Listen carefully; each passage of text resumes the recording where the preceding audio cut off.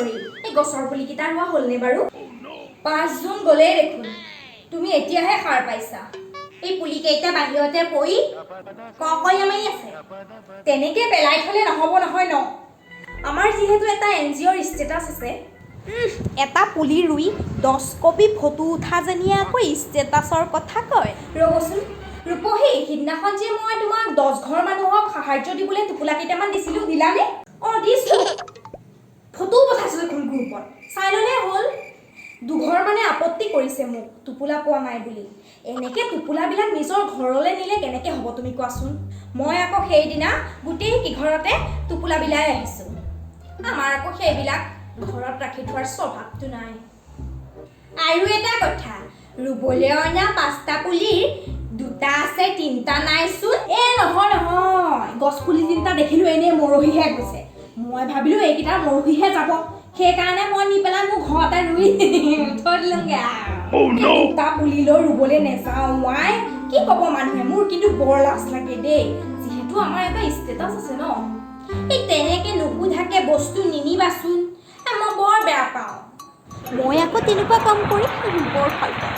এতিয়া ৰাভা দিৱসটো চমু চাপিলহি চিটুৱেশ্যনটো ভাল হ'লে অনুষ্ঠান এভাগ পাতিব লাগিব আৰু পাতিব লাগিব যোৱা বছৰো গান গাবলৈ নাপালোঁ এইবাৰো নাপামেই চাগে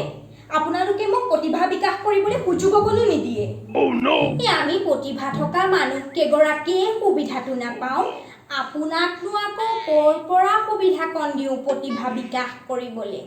হ'ব এইবাৰ সকলোকে সুবিধা দিয়া হ'ব যিহেতু এইবাৰ আমাৰ মানুহ বেছি নাই সেইবাবে অনুষ্ঠুপীয়াকৈ আমাৰ সদস্যা কেইগৰাকীৰ মাজতে প্ৰতিযোগিতাখন পতাটো ব্যৱস্থা কৰিব লাগিব যোৱাবাৰ দেখিলানে নাই বৰুৱানী আহি একে আগে ভাগে আগৰ চকীখনতহে বহি আছেহি এই তেখেতটো আমাৰ এনজিঅ'টোৰ সদস্যাও নহয় আমি লিডাৰ কিজনী ক'ৰবাতেই থাকোঁ ইমান কষ্ট কৰি অনুষ্ঠান ভাগ পাতোঁ তেওঁহে একে আহি লৈ আগৰ চকীখনত আগে ভাগে বহি থাকেহি এইবাৰ আগৰ চকীখন একদম ৰিজাৰ্ভ বুলি লিখি থৈ দিবা চামচোন এবাৰ কোন বহে এনেই বাৰু ৰাভা দিৱস কোন তাৰিখে কৰিলে ইছৰাম তুমিও যে আৰু বেলেগ মানুহ থকাহেঁতেন লাজেই পালোহেঁতেন আজি সেইটোও নাজানানে তুমি নাজানাটো জানিবলৈ চেষ্টা কৰিছোঁ কিনো বেয়া কৈছোঁ আমাৰ ষ্টেটাছ চব চেছ কৰিলা তুমি হেৰু 20 জুন হ'ব দিয়ক এইবাৰ মই কেলেণ্ডাৰলৈকে চিঠি দি থ'ম গোটেই কেইগৰাকী একেলগ হ'লোঁ যেতিয়া আজি সৰু সুৰাকৈ ৰিহাৰ্চেল এটাকে কৰি যোৱা যাওক সেই মোৰ পৰাই ষ্টাৰ্ট কৰোঁ নেকি আৰম্ভ কৰক লগানো কলি গ'ল তেওঁ যেন হ'ল পুৱা লগানো কলি গ'ল তেওঁ যেন হ'ল পুৱা হ'ব দিয়া এই ঘৰত অকণমান ভালকৈ প্ৰেক্টিচ কৰিবা ভাল হ'ব দিয়া এনেকৈ গালিচোন তোমাৰ ষ্টেটাছেই নাথাকিব কাট পাইছা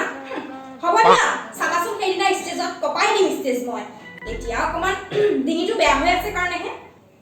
ফুলু এইবাৰ তুমিয়ে যোৱা পাৰিম জানো হে মই পাৰিবা যোৱাচোন চেষ্টা কৰা তোমাৰ সুৰটোও শুনো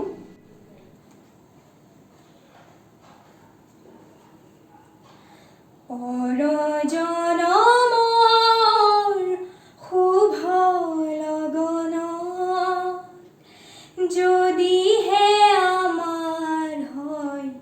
দেখা